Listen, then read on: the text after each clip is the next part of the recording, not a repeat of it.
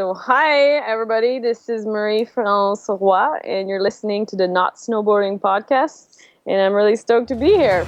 Welcome to the Not Snowboarding Podcast, a delightfully tasteful glimpse into the other side of snowboarding.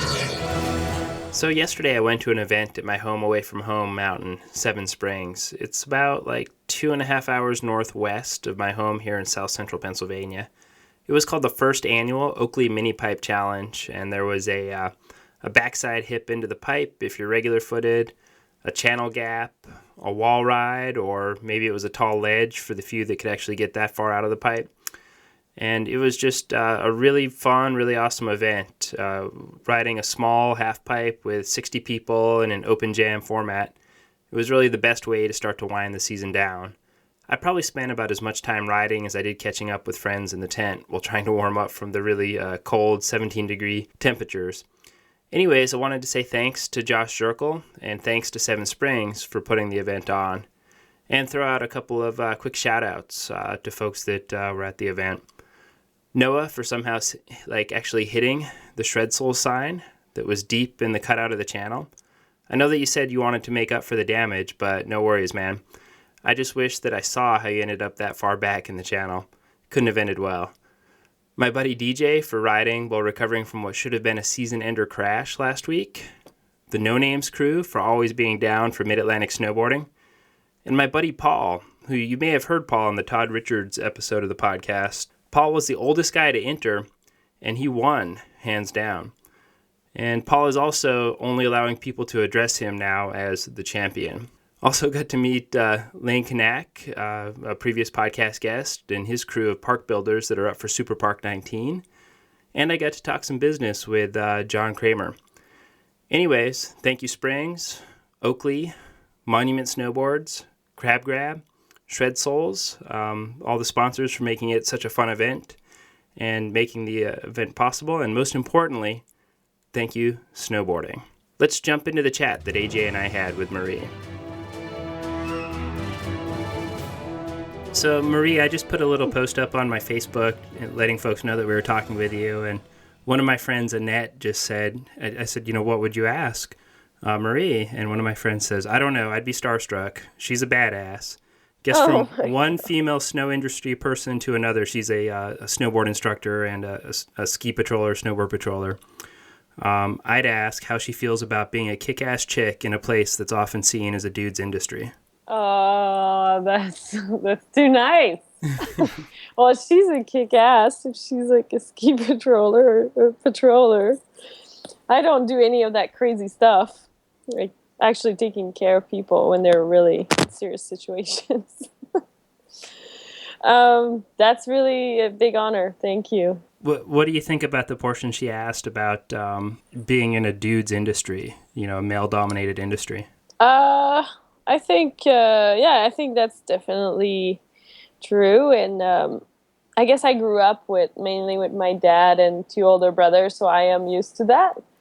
But at the same time, I'm really excited that things are starting to shift and people are more and more supportive of women's sports. To me, that's really important. And at the beginning of, I guess, the career, if I could say that, I didn't think it was important. I was kind of like a young brat. I was like, whatever, it's not about, I was kind of anti-feminism because to me I was always treated equally in my family and around me. But then once I got out in the real world, I realized that, hey, it's not the case everywhere and not everybody's that supportive. And then I kind of became a feminist, even though it sounds like a bad word, it shouldn't be, like Emma Watson said in her speech.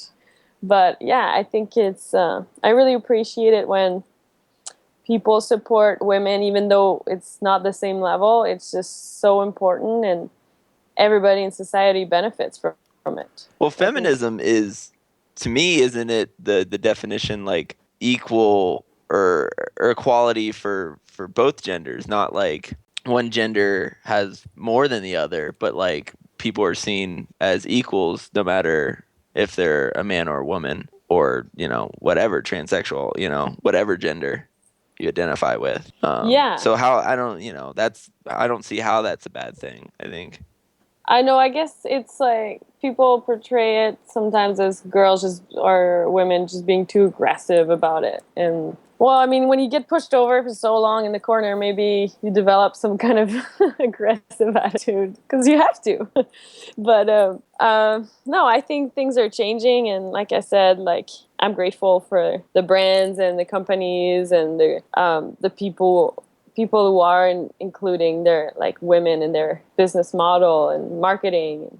I think it is really important, and it's really empowering for younger women and even like for everyone, because then you get a respect for genders. It's funny you mentioned the aggressiveness of like being in, because I've noticed, recently like the Two Hard Girls had their Vice documentary series about them. I don't know if you got to see that. Yeah, I saw the hype about that, but I didn't actually get to see an episode yet. But I heard they are on Vice. That's awesome. Yeah, I think it's really rad, and it's a cool look at, especially for people outside of snowboarding. Like, I think to me, it's a really cool look at like, it's hard to explain to people that snowboarding that isn't competitive and what else it could be. And I think it's awesome that they're, girl snowboarders that hit street rails, and like, well, what does that even mean? Like, a lot of people like are so confused by that. But I was Yeah. surprised. I was surprised at the reception and the conversation that happened because of those videos on different like snowboarding websites. What was the perception?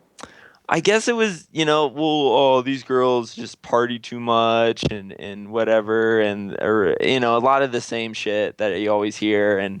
But I'm like, dude, like every snowboarding video that I ever watch, it's like dudes smoking weed and partying, and like it's the same cliche stuff. And it's like they held to Two Hard Girls as different standard because they were girls or something. They were like, oh, that's not cool. You shouldn't do that. You're a role model. And it's like every other person does it. So why are you holding them to a different standard? I know, it's yeah. I mean, you need creativity everywhere, and it's kind of like funny that the girl should be the perfect role model, and they need to tame it down. Like, that's funny. I don't know. I think what those girls bring is really great entertainment, to be honest. I think it's hilarious. I supported the Kickstarter, and I think, you need a bit of everything in this world, and I mean, to each their own, right? Even though it's not really my steez, I can find an appreciation for it. And yeah, if they can put out there that girls are throwing down in the street and bring more people to know and understand what we do, that's rad, I think.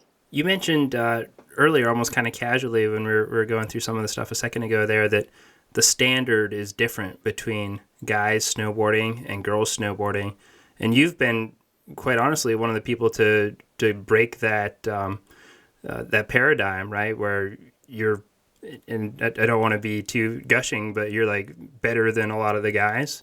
What do you think it is that sets that standard? Is it a mental thing? Some people hold on to this old adage that it's like guys and girls are physically different, or is it that girls are riding in packs together and just aren't up to the same level because they aren't around the other people riding at the other level? What are your thoughts on that difference between the level, like you mentioned, between guys and girls?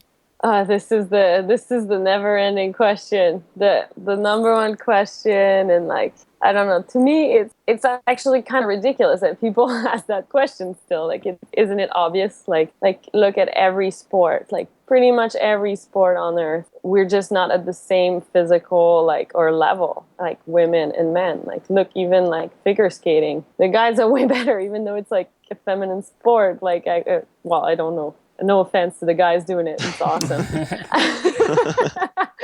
But like, I mean, like, do tennis, like girls who play tennis don't hit as hard as the guys, or do they get shit for it? Not that I know of. Yeah. Venus and Serena Williams hit pretty hard. I don't know, like they probably hit as hard as dudes. They're gnarly. But I mean, like, she's probably one of the strongest females, right? And then if you compare it to one of the strongest men in their field, well, it's obviously the men is higher up there. And it's just like, it's kind of like, to me, it's been like kind of frustrating that people are like not getting it. It's like, and why is there that expectation? Why does it matter so much? Like, we're different. Like, and even like physically, mentally, the society as a whole, as like the influence we get growing up, like as a girl compared to a guy, the odds that you're going to end up like a professional athlete as a woman are way smaller. Like, 'cause that's just not what's promoted for you to become. And in Canada and the US, we're actually really lucky. In other countries, it's like, it's not even like heard of. Like in Indo, like girls don't even want to surf because they want to seem white. They just don't want to be tanned. That's how terrible it is. And I don't know. To me, it's kind of like there's physical. First of all, like we're not made as strong. We get injured easier. Like, so if you put a girl to the same impact, like on a jump or something, the chances are that the guy can, like, survive bigger impacts. And then this plays a big role in your progression, because the more you get hurt, the longer it's going to take for you to progress. And that plays a huge role mentally, because like this is like, I believe a lot of it is fear based on injuries, because girls have the potential, we know it, to do doubles and all these tricks, like, but a lot of it, I think, because we get injured easier, we have that little like mental game all the time. And also, I brought up this point a few times where instinctively we're not made to be the warriors going out there to fight, like, or to hunt, or like, to bring the food. Like, we're supposed to be caretakers. We're supposed to be, we're like mothers. We're supposed to have children, like, so we don't have that testosterone to bring us to take risk the same way. And I think that plays a big role in that mental game, because that adrenaline, like we do have adrenaline a lot, but like, I think there's always that little voice in the back of our brain that's like, hey, like, this is risky. Like, you're a mother. This is not your duty. So I think people should appreciate that women are facing all these other factors, and the fact that they go out there and like to see like the girls like at X Games on the big ass jumps now, and like spinning all four ways and doing crazy cool tricks. I think that it's really progressive, even though a lot of people talk shit, and I find it very disappointing. To me, it's the most inspiring thing ever, and I wish people like saw like all those aspects of it a bit better and didn't have the expectations. It is really progressive, and I think that's maybe what prompted me to ask the question, and amazing answer, by the way. I just think, like, rewind the clock 10 years, 15 years, and you have the same gap for the guys and the girls. The 900s are just being done. Flat spin 900s in the half pipe, for example, but it was by the guys first. But now that's like a trick that girls are doing no problem. So it's just interesting how the progression has occurred on both fronts, but there's remained a gap between the two, even though if you take the time out of the picture, if you took the girls of today and pitted them against the guys of 15 years ago, they would destroy them in most aspects, right? Yeah, I think they would do really well. Yeah, for sure. I think it's a matter of time. And just to, like, from the time I was at X Games, like, the jumps just keep getting bigger and bigger. And it's like, you're trying to learn tricks, but at the same time, all the girls were just kind of like, I feel like we were always like out of breath, kind of like, oh, I would love to try that new trick I just learned, but this jump is massive. Like, maybe I'll stick to the tricks I know, and that therefore progression takes longer and longer and longer. But like, I don't know. I think they're really killing it, and it's rad to see. And it's for sure, like, if you don't follow snowboarding and you watch it on TV and you watch the guys' runs, and then you watch the females run, and they're like, oh, there's a world of a difference. Yeah, sure. But still, like, I think it's so rad. And if people can't appreciate it, well, that's their loss. I don't know. But I really wish they could. I just anchor it at, I know where my skill level is. They are all better than me, so I'm stoked to watch any of it. Yeah, and it's like, exactly, like, and how many of those people like were actually like kind of hating on it can't actually even do it themselves? That's something else. Like, I don't know, there's so much hate out there right now that I don't know, I just wish people were a bit like, it's kind of like trendy to hate, and that really frustrates me. It's easy. It's a cheap laugh. So you're building like this amazing house right now. How is that going? It's going well. It's been a long process. I'm almost done. So people think I'm like if people who saw the Little Things movie think it's finished, I guess it looks kind of finished, but it's not. And I need to do some plumbing and some other things, bring furniture and put on the doors, and yeah, I'm hoping to move in the summer. So it's been 4 years, and yeah, it's been a really rewarding process, and yeah, I had such a great time. This was kind of a crazy idea project, and I'm so stoked I did it. So what is the house made out of exactly? So I guess the technique is called it's like a cob house. So the material is cob, which is what you make the walls out of, and it's a mixture of sand, clay, and straw. And I gather those all locally. Like the clay is right on my property, right beside the house, literally. Just dig it out of the ground.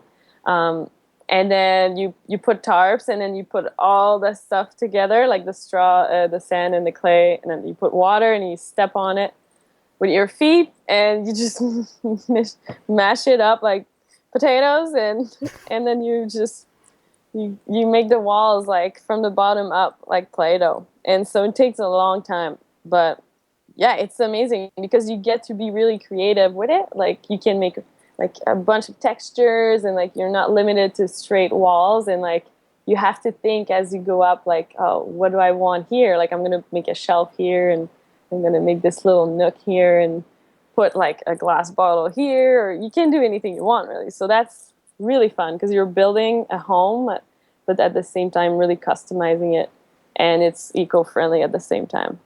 Well, yeah, it's not only like eco-friendly, but it sounds really cheap to do, you know. Well, yeah, Is it? compared to a real home, it is definitely really cheap, for sure. I mean, there's still like cost of, I don't know, I still bought used windows, or let's say, Sure. yeah, I actually got a tin roof. So I try to use as much as recycled materials as possible. So I did invest a bit of money into it for sure. But like, I mean, it's amazing because most people can build those houses without a mortgage, and if you have the land, it's unreal. That's like, it's so cool, and you don't have a mortgage, and you build it yourself, and it's like so magical because you did it from your own two hands. It's sick. It just allows you to be free. Like not having a mortgage for the rest of your life is like, Yeah, I think it's amazing.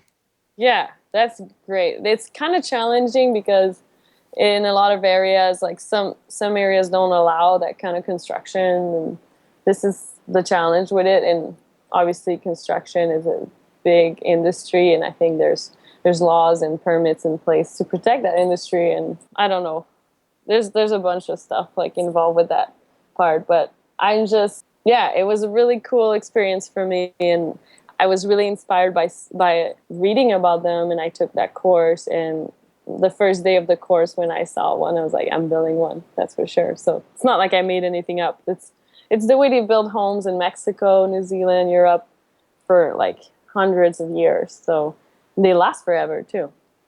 That was the other thing, was like, how does it do with like, I guess the weather? Does it snow much in Vancouver Island? Is that like, something that, I don't even know much about it, but is that something that you've thought about? Yeah, I mean, you definitely have to like do some research and make some modifications depending on where you live. Where I live, right on the coast there, it's a really mild climate. It only snows like once a year, so I didn't actually need to insulate it. I have a little wood stove in there, and I think that'll be like more than hot enough. But if you live like more like in the interior or somewhere inland, and it gets cold, you can totally insulate it. People do like straw bale construction and cordwood. There's so many different techniques, and it's just really fun to read about. And I think there's a whole tiny home movement that's like, I don't know, really inspiring. People are like just getting out there and using their creativity a bit more, and I don't know, that makes me so stoked, and I love to see it. So tell me about Vancouver Island. I'm like infatuated with that area. I was looking just north of there in Alaska for a place where I could like surf, snowboard, and skate all on the same day, but I wasn't looking in Canada. And all of a sudden, AJ says, oh, Marie lives in Vancouver Island, and I Googled it today, and it's like exactly what I was looking for. It looks like you could do like all three in the same day. How far is it from Vancouver Island to Whistler? I guess it's 6 hours. Oh my So, gosh, that map is not to scale.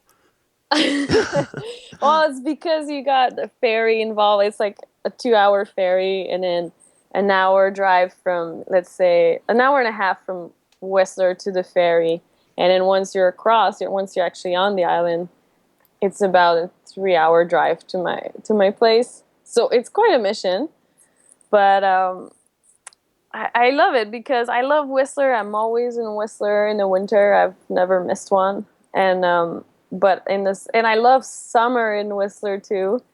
But I just kind of fell in love with surfing. So 5 years ago, I just got that little piece of property on the island, and there was an old, really haggard trailer on it, and my brother helped me renovate it and to make it livable. And I'm still living in my trailer and building the Cob House on like on the property at the same time. And yeah, it's so rad. I would just love to be able to like have the garden and like work on the house and then go surfing like sometimes twice a day, sometimes 3 times, and it's just the best, the best living. And then there's 2 really sick skate parks between Tofino and Ucluelet, which is the town I live in. And yeah, it's so awesome. There's beautiful rivers, rainforest, beautiful lakes. It's just People don't unreal. think about Canada and think rainforest normally. Yeah, I guess so. But the island, like the Pacific coast, is something quite magical, and I guess you would have to make your way there. Yeah, and there's like these huge old growth cedar trees, and I don't know. To me, it's really special, and I'm really, really thankful to be living between 2 such beautiful places, like some of the most beautiful places on earth, for sure. How close are you to the beach? Is it a walk, a short drive, a bike ride? I actually could walk like 15 minutes to the beach, but to go like to the closest surf beach would be about 8 minutes drive. Yeah, there's a bunch of surf beaches, and we even have a couple like more like hidden point breaks that work in the winter. It's rad because like you can pretty much surf year round because there's so many beaches pointing different direction. It's really rare you can't find somewhere that isn't getting swell or that's not working, depending on the wind. I mean, you need to wear a wetsuit, and people are like, cold water, but at the same time, it keeps it less crowded, and I'll take it. It's so gorgeous, like the sunsets, and I mean, sometimes you're out there alone with the sea lions and like little porpoises, which are mini dolphins and stuff. And orcas sometimes. It's really cool. Any sharks up there? Not. Well, I mean, I'm sure there's sharks, but not that I know of. I mean, I don't know if there's even great whites, or I should know this, but it's not like we've never seen them or heard of any like sighting so far as I know. But we have a lot of wolves and cougars, and it's a lot of wildlife out there. It's like crazy. Like cougars attack people all the time. Like stealing babies and stuff out of yards? Like literally. What? Yeah. Like, yeah, babies being attacked. And anyways, I'm not going to go too dramatic. That's horrible.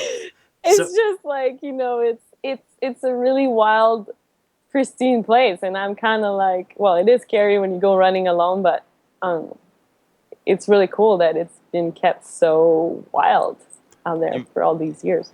You were selling it to me because I want to get into surfing, and I live in California. And if I'm like, well, if I go surfing here, there's gonna be all these locals, and they're gonna be like vibing me out, and then I'll try to catch a wave and fall, and then it'll be like, get out of here, locals only, no kooks or whatever. And I'm like, oh, there's no one surfing up there, then I can just go in and learn at my own pace. But I don't want to get attacked by a cougar like once I get out of the water. No, you won't. I've never even seen one, but it's because they're crafty. Yeah. Yeah. But we're all kooks out there, so that's the best part. See, that's what I'd fit in. I could like go up there and just, take my time and not be I'll be vibed out. That's for sure. You can totally take your time. Everybody's kind of just learning, flopping around. There's a couple really good people, like guys and girls. But actually, the other really cool part is that it's the one place in the world where it's the most women surfer per capita. Maybe I made that up, but it's close to that fact. There's so many times I go out there and it's only girls in the water, and they're all hot. Oh wow! I'm sold. I'm moving up there, but I'm going to tell are they on everybody. Tinder, by the way, or like any chance? So can I just go up there and just start swiping right and? Yeah, you can. Perfect. So you mentioned that you have to wear a wetsuit, right? Obviously in the winter. What about summer? Does the water warm up enough to trunk it? Not quite. I mean, the hottest day of the year, a couple people go out and we're like, "Oh, you're crazy!" Like, without a wetsuit. It's pretty much wetsuit year round. Okay, so like summer, like what are the millimeters in summer? Like 3.2? So, yeah, like 4.3 in the summer. I start wearing like 5 and 6 mil like in the fall because I get really cold, in winter, and then hood, boots, gloves, everything for sure in the winter. So 6 mil does it all winter though. Yeah, I mean I can't last as long. I guess you could get a heat vest underneath too, but I can still like do a solid hour and a half for sure, 2 hours in the winter with a brand new suit for sure. You could do more, but like sometimes if I go out with an older suit, or I wouldn't last in a 4.3. That's for sure. Well, the fit of the suit, I found the fit of the suit makes such a big difference too. Like if I go out and I don't have my sleeves pulled up all the way like over my shoulders and like everything just like fitting well, it's like going out with like a resistance band on when you're trying to paddle. And it's like so much harder. You'll go out and be tired in like 20 minutes just because you put your wetsuit on wrong. Oh yeah, I know. It's like, it's so hard. It makes us so much stronger just to be surfing in cold water, to put that wetsuit on and paddle with it. And even like, it's not like it's point breaks where it's just easy to get out. Like if it gets big, it's like most of the time you're paddling forever to get out. But yeah, it makes us really fit and strong, but we don't spend much time actually surfing. So the progression is really slow, but whatever. I'm right there with you. It's great. There was just an earthquake off the island today. Did you feel that? I did not. I'm in Whistler right now, but I mean, it's a really active area, like up here. So you feel them from time to time, huh? Mm-hmm. Yeah, and I guess there's lots of tsunami zones, and it's happened before. Does that like positively, negatively, or like not at all affect the surf when that happens? The earthquakes? Yeah. I've never noticed it. I think you need a pretty major event for it to show. Right. The kind of event that you don't want to be surfing. I don't know. But the one time that there was a tsunami like major event, it happened really slowly, and it didn't happen on the coast. It happened on the big inlet towards Port Alberni, which is the middle of the island, and this wave came in, but really slowly, and then took out houses really slowly.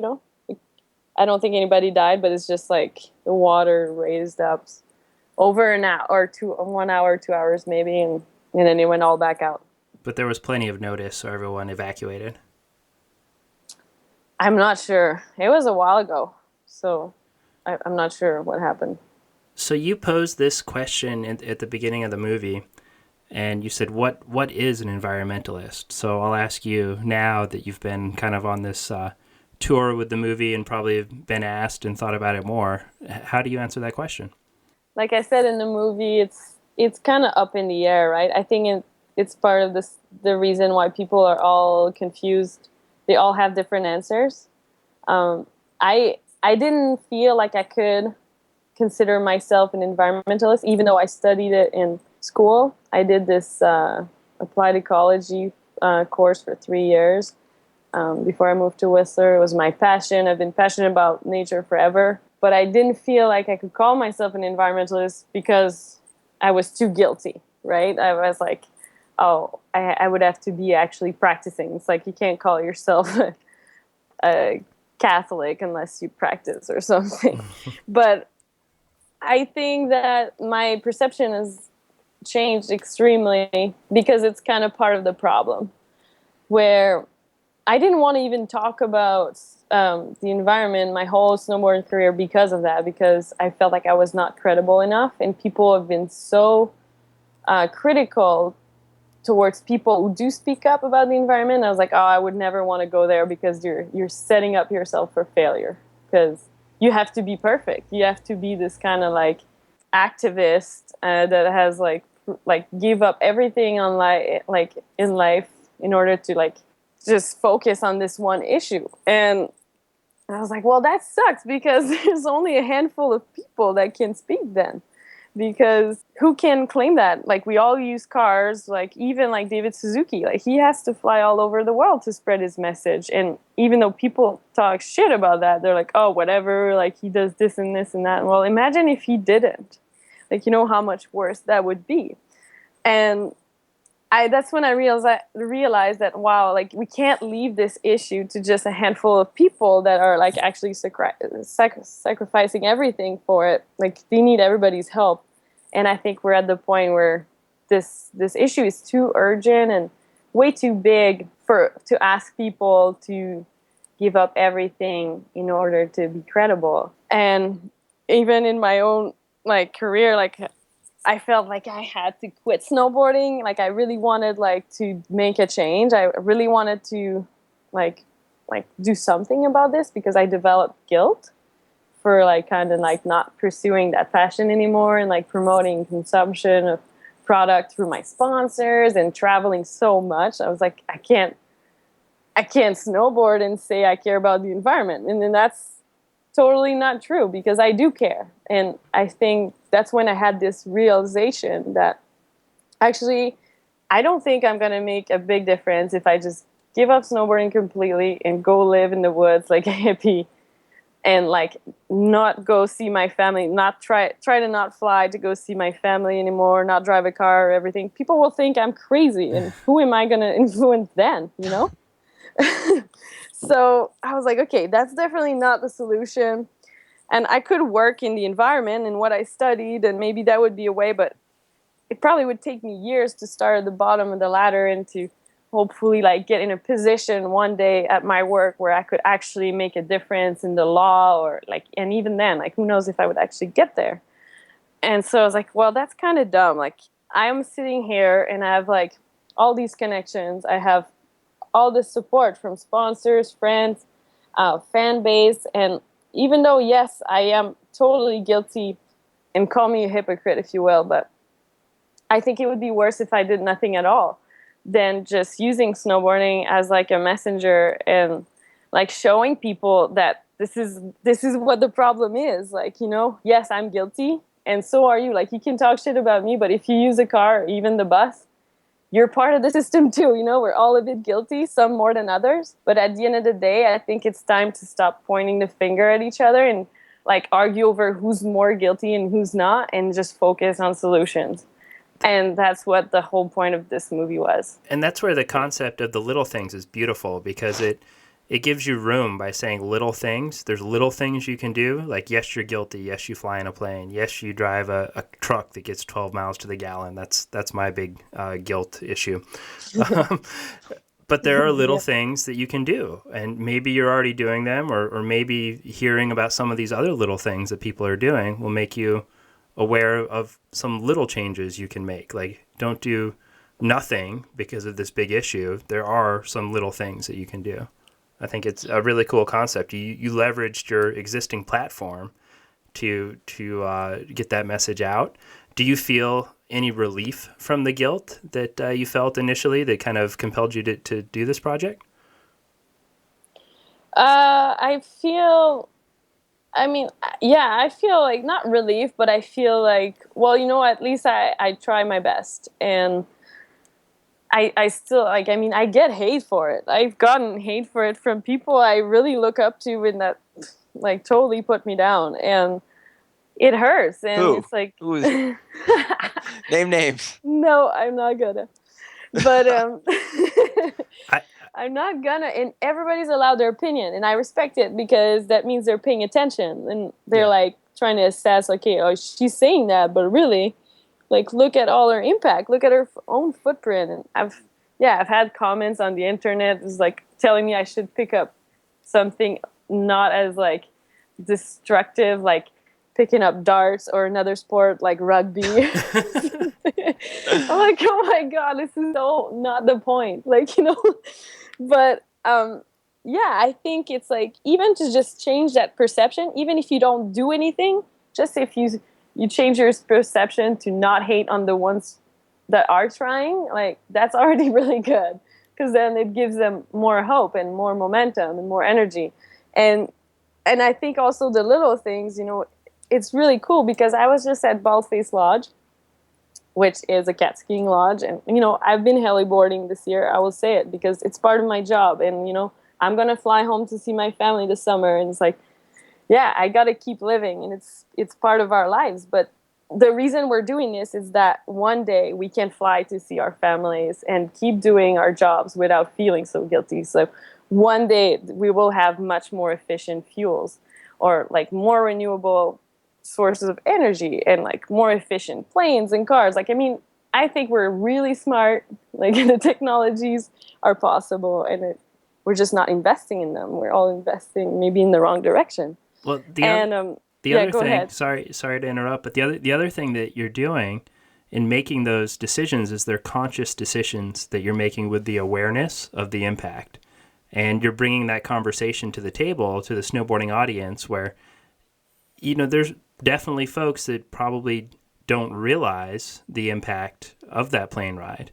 And it's more in the vernacular, the common speak now than it is 10 years ago or when I was growing up. When I was a kid, I just thought it was cool to be able to ride on a plane. I was never thinking about what is the impact on the environment, what is the cost of this plane ride. So you're making those choices with awareness, consciousness, and starting a conversation around them, which is really cool. Lots of other people just buy a plane ticket and they're going to go travel for work every day and they don't think twice about it. Totally. Yeah, and it's like yeah, like just being aware. And even like so many people like tell me, like, they don't even blame me about flying. They blame me about my snowmobile, my truck. And I got rid of my truck. That's a start. But I still have a snowmobile, and I haven't used it this year because the winter was so bad in Whistler. Like, we've had not the best snow. But somebody told me once that actually, it's so funny because the whole season, like the amount of like carbon footprint from a whole season of snowmobiling with your truck and everything, the oil for it, it's less carbon footprint than a flight from Montreal to Vancouver and back. So Wow. your whole season, you're snowmobiling out there all you want. Like, people will be like, oh, you're so not eco-friendly. And then they will just fly to the East Coast or to the West Coast twice and not realize that's actually even worse, But this is the point, once again, it's not about like, I don't want to make anybody feel bad. Like, this is what my problem was. I was feeling all this guilt, and guilt is a very negative energy, and it's not bringing us towards solution. So I think the film, like, if it inspired anybody towards like focusing on bringing solutions, like where I was going with Baldface is that I was talking to Jeff this year, and we filmed part of our film there, and we interviewed his daughter there last year. And he told me that his kids watched the film, and he's like, these kids are going to change this world. Like, since they watched the film, they're going to they want to do composting at the lodge. Like, we're going to raise our own like bacon, like we're going to get chickens. And then he's like getting a new fleet of like super more efficient cats. So I'm like, wow, see, this is like a really small thing that became all of a sudden a bigger thing, and if everybody like slowly, exponentially focus on those things at the bottom, then the community gets influenced, then like your friends, your teacher, parents, eventually like political leaders, and then the government, and then the lawmakers. And I think that's the key. Like, the big, big laws and what can actually make the big scale difference won't change until we demand it. And that's the goal. Yep, the trickle-down impact effects to the point where Pat Bridges is even holding on to his smoked cigarettes in his pocket. Yeah, I was really stoked on that, just to really throw people off. It made me laugh, for sure. Well, yeah, I mean, even all that, like, there's so much that little stuff, right? Like, that seems little, right? It seems like, oh, if he littered, they'd be like, well, that's just one cigarette butt.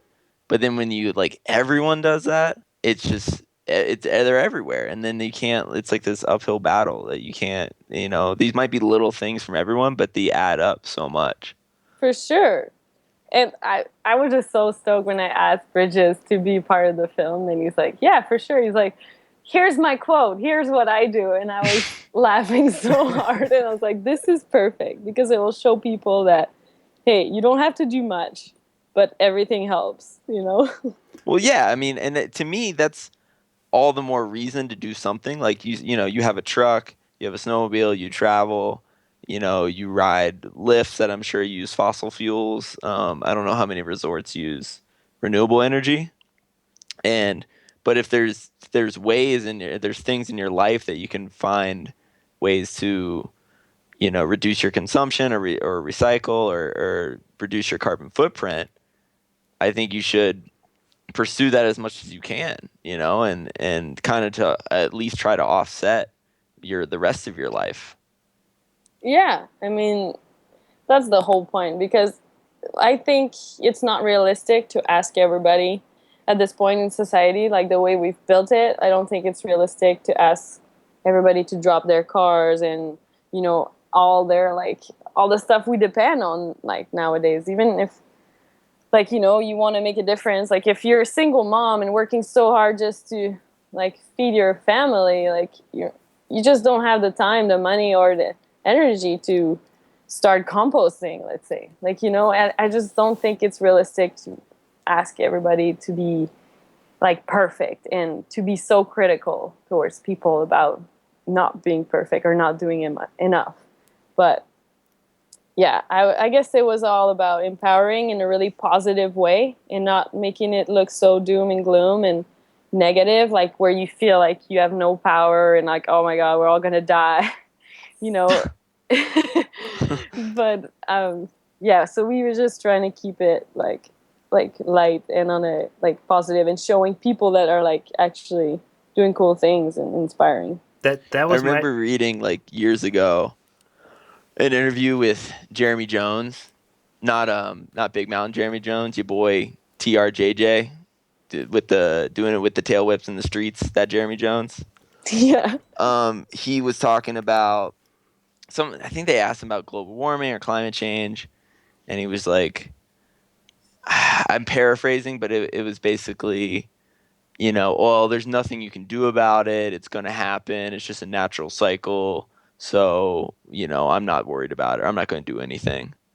And it really bummed me out. Like, how do you not recognize that human beings have this impact on nature? And it just seems so evident and so clear. So why not? And especially as a snowboarder, like, why not do something and say, or at least admit that, yeah, like, what I do has an impact and we should do something. Yeah. I mean, there's a lot of people out there that think that way, like even people really close to me that just feel like, yeah, there's no hope. Like, what is that going to change if I do this or not? And I mean, there's a ton of things you can do that have huge difference. Like just turning vegetarian. That's, for example, that's probably the most eco-friendly thing you could do. And that's like, I mean, some people, they're vegetarian already and they didn't even know that. Thank you for saying that. That is like my high horse that I like stand on, and I'm a vegan and AJ's a vegetarian, and how are you going to find out if someone's a vegan or vegetarian? They'll fucking tell you, is like the joke, right? But it is so environmentally friendly. When you talk about, like, that's my little thing, is I don't eat meat. I don't consume dairy products. Everyone is concerned about the drought in California, the lack of water. The water it takes to create a pound of beef it varies, right? So there's measures from like 4,000 gallons, but conservatively, it's at least 1,000 gallons. I think the scientific community kind of says settled on like 1,500 gallons, but it's a shitload of water and energy and everything that goes into it. You don't have to eat it. And it's huge for me to hear you say that, because it's the conversation that isn't being picked up in the environmental side. You've got the Sierra Club. It's this big environmental organization. They're afraid to put that information out there. You've watched Cowspiracy, haven't you? Absolutely. Howard Lime is my, Howard Lime is my boy. Yeah, I watched it too, and like, you know what, I'm not vegetarian. I still eat meat, and I try to do better choice. I've reduced a ton, but and I try to choose better meat and like cut on it as much as I can. This is the one thing I'm working on, but I'm not fully there yet. But yeah, it's like already that if everybody, like, let's say cut, even if you didn't eat it for like, let's say even just 4 days out of the week or 3 days, imagine the difference globally. Like, you know, because people like are all so black and white. They're always like, oh, you have, and it makes them, it makes it seem like it's impossible for them to commit to that. So that's why I like to do things gradually or present them gradually. Like, hey, like you can reduce a huge amount by doing that. Like, you know, and that's a really good point. Like I think that the movie made Cowspiracy, that was really interesting. I had a hard time with the approach where they were like kind of putting down all the other environmental organizations in order to make their point, because to me it was kind of like lame that they had to put these other guys down that have done okay, maybe they didn't touch that subject, but they have done so much great things over the years. And it's still, to me, that was a bit harsh, but I still I loved all the facts, and it really makes you realize how wild the animal agriculture is. Right. Definitely. I'm right there with you, but I can understand why they were putting it down, because they're looking, like, if you look at a pie chart of all the things that are going to impact the environment, they're looking at all these other environmental groups and putting them into a sliver that's like less than a third of the pie. And they're looking at animal agriculture as this other 2/3, going like, this is the real issue. Why is nobody talking about it? And it's one of those things where if you want the pendulum of change to be affected, sometimes you've got to go a little bit outside of the box, and why the PETA folks are always doing something newsworthy and getting negative attention is because they want attention, and you don't get attention being nice lots of times. I think that's why they did it, but it's not like the little things way, right? It's not like lighthearted. No, it was pretty, like, it was not that harsh, I guess, but to me, like, I think that whole realization that animal agriculture is that much of an issue is still pretty new, and maybe that's their fight, you know, that's a new fight. And like, you know, I think if that's something that, I don't know, that's something that the new group can take on, because it's political too, like they show in the film, but like, I don't know, I just think that like you can't put down the people who are doing good things that harshly. I think they're trying their best. It's hard to be like an environmental group. Like, everything is bad now. Everything has consequence. Like, even everything you eat, even if you're a vegetarian, like, I don't even know what to eat. Like, I'm like, okay, I'm eating this tempeh that's for like processed to I don't know what point, or this tofu that, like, I don't know, took half the Amazon, like, rainforest. Yeah. I don't know. Like, I don't know what to believe anymore. You know, it's hard for people, and I try to pay attention. So imagine people who don't have the time to pay attention. So has it been genetically modified? Like, I don't know. My battle is like being at the store, and it'll be like something like organic or non-organic, and it'll be like, or the non-organic is from California, the United States, and the organic is from outside the country. And I'm like, well, what has more of an impact? Like, that traveled farther, so there's more like carbon or like fossil fuels probably to get it here. But this is, you know what I mean? Like, I'm like, yeah, wow, it's a struggle. that's my dilemma. Yeah, it's like trying to find what the right thing to do is to do all the time. It's like, yeah, like the same thing as like the plastic bottles. Like, if you recycle your plastic, it's not so bad, like, as having like a compostable bottle that ends up in a landfill where it can't actually decompose. Like, you know, it's like, it's really like confusing sometimes what the best thing to do is all the time. And I think, there's a lot to learn. And people are just, it's all about doing your best, and trying to get educated and, stay positive and focus on solutions. That was my the reason I became a vegetarian was I was surprised to learn that worldwide, like the biggest carbon producer was the agricultural industry or factory farming. Like I was reading like a UN Farm and Agricultural report, or I saw it in the news or whatever, and they're like, that produces more carbon emissions than cars. So I was like, wow, like, just by learning that was enough for me. I was like, all right, I'm just gonna try this and see. So you just turned vegetarian? About like 7 years ago. Like, that's a while. Yeah, but that was my initial thing was like, wow, like if I can, cut that out of my life and reduce my carbon footprint, then, why not? And so that was like, but then, I mean, I haven't been perfect that whole time. Like there's been, like, I didn't realize what gelatin was really. And didn't realize what other things were. And then, obviously I've produced carbon emissions by just being alive and consuming. So, but you're going, it's still really admirable that you have made that commitment. That's cheers to you. I really skate shoes are the toughest. AJ and I are always talking about like vegan skate shoes, like the struggle. Like you want to support some canvas or some hemp shoes, and you spend $60 on them, and you do an ollie, and you have a hole in your shoe, and it's done. That's not even the problem. Like for me, I like to try any footwear. I like to try it on in person, like boots or shoes, and it like I've ordered shoes online and they don't fit, I have to send them back. So like if I go to a store and they don't have anything like that, I'm like, well, I don't know what I'm gonna do. Like I kind of need shoes, what, or like snowboard bindings, like straps are usually leather. Mittens have leather on them, and like it's hard. Yeah, it's really hard. But I mean, I think the more the people are educated and the more the word gets spread out, and these people, then it will reach the people at companies, and then it's like we're the next generation of designers and like, CEOs, like if you want, like if we're aware, then we can make really huge difference down the line.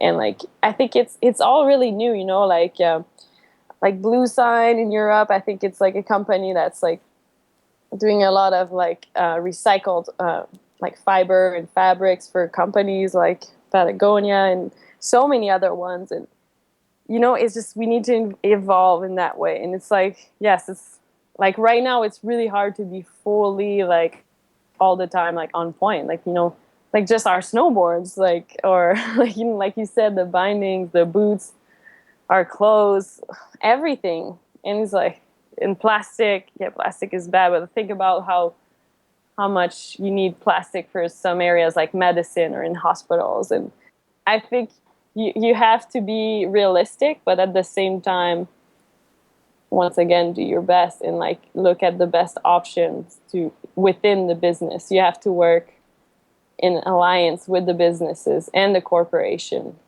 to to make changes, even if it's a small one on that level, that's huge. How do you feel about the product cycles? And this happens in all industries, and snowboarding's no different because it's seasonal. Every year there's all new products from all companies, and I grew up aspiring to be some type of snowboarder at some point, and I always thought that every year I had to get all new stuff. You did? Yeah. I couldn't afford it, so I don't know. For me, I was riding my brother's extra large Bad Bones outfit. Do you remember those? No, I don't, but I think that's probably why I ended up in the snowboard industry, is because there was no other way that I could get all new stuff unless I was like at a shop or like working for a company or something. So how do you feel being a part of that machine? Is that part of the guilt that you initially... Sorry. Well, yeah, that's what I was saying earlier. I felt huge guilt. Like, I felt huge guilt to the point where I was like, oh, maybe if I really want to make a difference, I should quit snowboarding and promoting like all this stuff. But But I truly think that is not the solution, to quit everything, because we're always going to need that stuff. Like, should we really quit our passions and doing what we love? And maybe like us being snowboarders, this is what connect us with nature more than others, and realize that, yeah, we have to do something, you know? And I don't think if I pick up darts tomorrow and if I ask the whole community of snowboarders to pick up darts and let's shut down the resort, I don't think it's going to happen anyways. So, you know, it's like, to be realistic, it's just not going to happen. So we got to find other solutions. And there is solutions. Like, you know, we're just starting to try to find them. Like, it's like pretty new. Like, you know, like, I mean, to some people, it's not. Like, obviously, you've been aware of this for, like, more than 7 years. And, I mean, I've been, like, studying that stuff and, like, reading about this stuff for a long time, too. I mean, in order to incorporate it into the industry wheel and the product, like, manufacturing takes a while. And, I mean, it's hard to compete, like, you know, with those big factories in China. And, like, you know, to really understand what's going on there, like, I don't even know, like, you know, I don't even know for sure, like, if all the products I buy, like, are actually responsible. Like, it's hard to know to the source, like, to have that guarantee, you know? But again, just having the conversation and the awareness and talking to people about it is huge. That's something that so many people aren't doing. They just go to Walmart because they need stuff, and we're going to get some stuff today. That's what we do. There's a new shirt, I'm going to get it. I'm not thinking about how did it get here. I'm not thinking about how long am I going to keep this shirt. Do I really even need this shirt? I have 20 other ones just like it with a slightly different stupid saying on it. Yeah, that's a very good point. Yeah, trying to bring the conversation and, like, trying to shop local. And, like, I don't know, even though you could buy a t-shirt at Walmart for $1, where you know for sure somebody got ripped off there. That's impossible. Like, you know, but you could buy, like, another brand shirt that was probably the same person getting ripped off, but it was still sold for $30. It was just like the $29 went just in one corporation's pocket. So I don't know. I think it's time for the industry, the brands, to take responsibility. And the more they do, the more affordable it will become, you know, for everybody. So you said something a couple minutes ago that was interesting about this generation is the new CEOs and we're going to set the standards. And as you were saying that, I was kind of thinking, like, you've done that in, like, the most beautiful way with the movie, because the movie used the internet to fund itself, right? It used Kickstarter, and it raised almost $30,000. Was that enough for the movie, or did it require more funds from other sources? So that was the funding came from Kickstarter, my personal savings, pretty much for the same amount, and the sponsors, the other, like, to be honest, it was kind of a third each. And so I was really grateful to have, like, Oakley was a huge supporter. I had Cliff Bar, like, we had support from Whistler Blackcomb, and, like, everybody helped also, like, with promoting the Kickstarter campaign, even though it was kind of hard. Like, Kickstarter was the most challenging thing of my life, I think. Just to put yourself out there and to ask people for money, especially when you see that, I write for Red Bull and Oakley, and it's like, oh, she has a ton of money, and I was like, well, this is not always what you think, but I don't know. I just, the sponsors helped. I pitched in as much as I could, and like Darcy, who made the film, like, and everybody involved, like Chelsea, my friend Chelsea Waddell, who did the social media.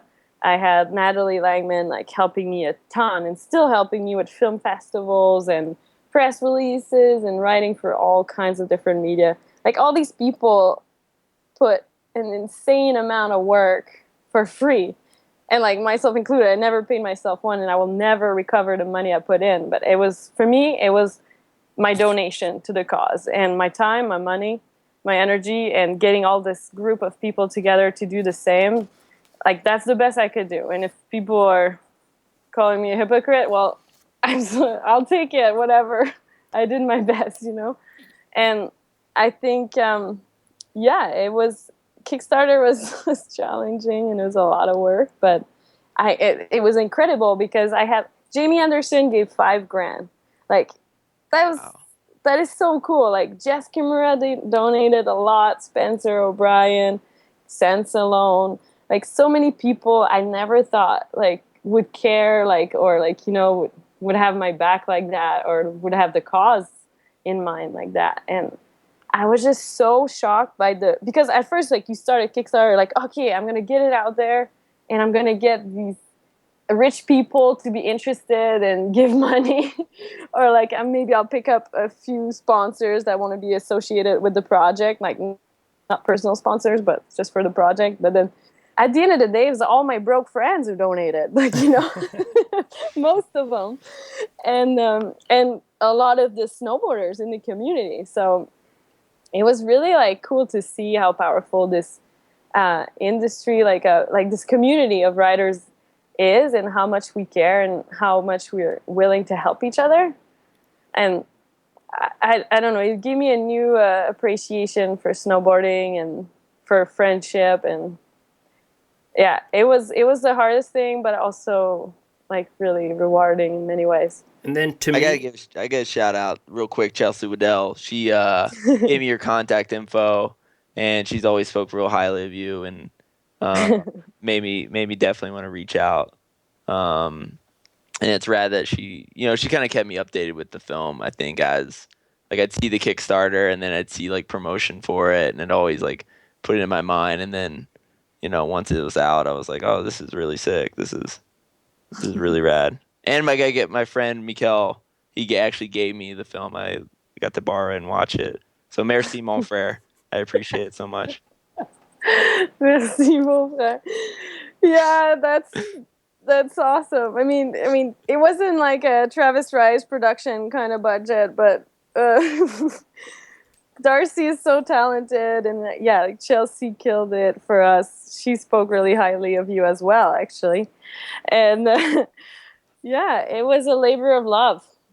what kind of closes the loop on it for me is, okay, you've invested all this money on the front end from various sources, much of it your own, and then all of the proceeds are going to be donated to protect our winters and the David Suzuki Foundation. That should silence any hate. I mean, come on. How are you going to hate on that? That's insane. Well, I don't know. People have their opinions, like I said, and that's fine. But yeah, that's obviously the goal. Very diplomatic. Yeah, well, obviously, if I make something like this, the goal was from the start, I wanted to bring more exposure to Protect Our Winters story and what Jeremy had done and what he started, which is so amazing and inspiring. And he's one of my heroes. That the whole movie was about featuring some of my biggest heroes, and also the David Suzuki Foundation. Like, David Suzuki has been a hero of mine for so long, and I couldn't believe he said yes for an interview. Mr. Miyagi. He reminds me of Mr. Miyagi from The Karate Kid. Yeah, I think Yobi did a funny little mockery on that one. It was awesome. Oh, I didn't even know that. Yeah, I appreciated it. It was cool. He just looks like somebody that you want to learn from. Like, I just see him on the computer. I'm like, all right, give me the knowledge. I'm ready. Yeah, he's definitely a legend and somebody that's got a lot of wisdom. And it's funny because from the start of the movie, I wanted to have David Suzuki in it. And I was like, I need a snowboarder that's kind of like everybody in there is kind of like, more mature and established. I'm like, I need a young one that cares about the environment. And somebody told me about Tam Campos. And I was like, okay. And I found out later that it's actually David Suzuki's grandson. Oh, wow. Which and watch out for Tamo. I mean, Tamo started the onboarding, like it says in the film. But this guy, if you want to meet with someone, you guys should get him on, because he will blow your mind. If is he related to Shin know, Campos? Is that his? No, everybody wonders that, but yeah, there's no relation there. But he knows what's going on politically, and he's at the forefront, and he's definitely like I can't even imagine what he's going to accomplish in his future. He's only like 23 years old and already a legend, like his grandfather. So that was really cool to get to know him. So Marie, as we start to wind down here, I'm going to ask you a question that we've asked a lot of other folks on the podcast, and kind of shifting away from the movie, but more to what you do for recreation. If you could only do one thing out of these three things for the rest of your life, which would it be between surfing, skateboarding, and snowboarding? Oh, you're throwing me under the bus. Well, do you want to know? Do you want to know how everyone else has answered so far before you answer? I know it. Okay. I feel like I know it, right? Is it surfing? You're right. I think, well, you know, we all love snowboarding, and it's our life. It's like it's changed our lives, and I don't think I would be the same person today if I wasn't introduced to it, and I'm so grateful for it. I think the love for surfing comes from maybe that new love. It's like snowboarding when you started, you know? And since we snowboard so much, and we now a lot of the times it's associated with like sometimes, like as a professional, sometimes there's expectations and whatever. Like sometimes it can take the fun out of certain situations, but to me, surfing is that place where you go and you're a total kook, but you're like just when you started snowboarding. It's just like you're out there in nature, and it's just it's the funnest thing. It's like you're in the ocean, and I don't know. But I would never want to have to just pick one, because, you know, I think if you spend a few seasons I don't know, I haven't done that yet, but I hear it a lot that if you spend a few seasons surfing only and not being in the mountains, you really miss it after a while. So it's good to have both. That's why I keep it fresh. Do a bit of both. Fair enough. I like that answer. And I wonder... Oh, yeah, go ahead, Nate. I was just going to say, I wonder if we were like talking with surfers that had just got into snowboarding in the past 5 or 6 years, if they would all be like, well, snowboarding, it's fucking awesome. Like, I'm learning it. You get to jump off cliffs, and there's powder days and like all these cool stuff. So it might just be that, like you said, there's that new infatuation that I very much feel right now with surfing, and you do get to be a total kook. I'm like out there on a point break, like in everybody's way. That's awesome. Yeah, I think actually a lot of surfers love snowboarding, and I think John comes snowboarding in Whistler all the time, and they love it, like him. And yeah, I've heard a lot of them want to snowboard more. Yeah, I don't know. Skateboarding I love, but it's just so gnarly. I don't know if I would be willing to commit to that. Where can people find you on the internet? Is Instagram your main home, or is it more Facebook, or are you on Pinterest? Tumblr. Pinterest. Well, we do have. Well, I have a Facebook.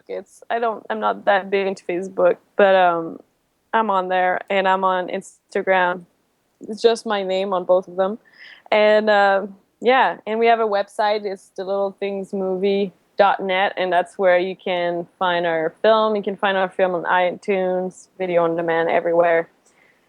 Yeah, help us spread the word, and it's for a good cause. And the more it sells, the more money goes to protect our winters and the David Suzuki Foundation. And thank you for everybody who helped along the way. Everybody, I'm so grateful, and I think we did good, and next time we can do even better. I bought the movie on iTunes. It was $10. It was totally worth it. It came away with exactly what you said about doing it lighthearted. Plus, it mixed in some really good snowboarding, and I kind of wrote down in my mind like a one-line review, because I watch all these heavy documentaries on Netflix, like you mentioned, about Cowspiracy, and then there's like ones about plastic, and you come away just like, whoa, I suck as a human. This one, I came away like, I just watched a cool snowboarding video, and, you know, maybe I'll tweak something in life a little bit. You know, it focused on the big issue, but it came away without being depressing. That's exactly what we were hoping to to do. So I'm very glad that's the impression you got from the. I'm really stoked that's the impression you got from the film. That was the goal. Well, thank you so much. It's been awesome chatting with you. Thanks to you. It's an honor. I'm stoked, and thanks for your time. And yeah, we'll talk next time. Hopefully I meet you in person. Well, I'm moving to Vancouver Island, so I'm actually going to tell everybody that place is horrible. Stay away. There's cougars and like don't bring your kids. Earthquakes. There's all these kooks in the water keep getting in my way. I seriously thought it was way closer to the mountains, though. I had the map up, and I was like, oh, there's the island, there's Whistler. I didn't, like, search the mileage. I just looked like, well, there's the mountains. Like, the scale was just way off, I guess, for me. Nate, you can take a helicopter to Whistler. Fly every time you need to go there. I'll take an electric Tesla helicopter. The little things. Thank you for listening to the podcast. Thank you for your emails, your Facebook messages, your Instagram messages. Thank you for the iTunes reviews. Thank you for telling your friends about the podcast. Thank you for supporting the podcast by using the Amazon banner ad at thenotSnowboardingPodcast.com before going shopping on Amazon. Thank you for supporting the podcast by using the Shred Souls discount codes. There's still a couple of days left for the March Meltdown sale at shredsouls.com. Use discount code MELT, M-E-L-T, for 25% off and free shipping. If you're listening to this and it's after April 1st, 2015, you can try the discount code TNSP for the Not Snowboarding Podcast. That might get you a discount too, depending on how far in the future you're listening to this. Anyways, thanks for everything. This podcast thing has been a wild ride, and we're continuing to grow and reach more people every day. March isn't even over yet, and we're well over 10,000 downloads for the month. I'm so humbled. Thank you. Until next week, peace, and think about the little things. Thank you for listening to the Not Snowboarding Podcast.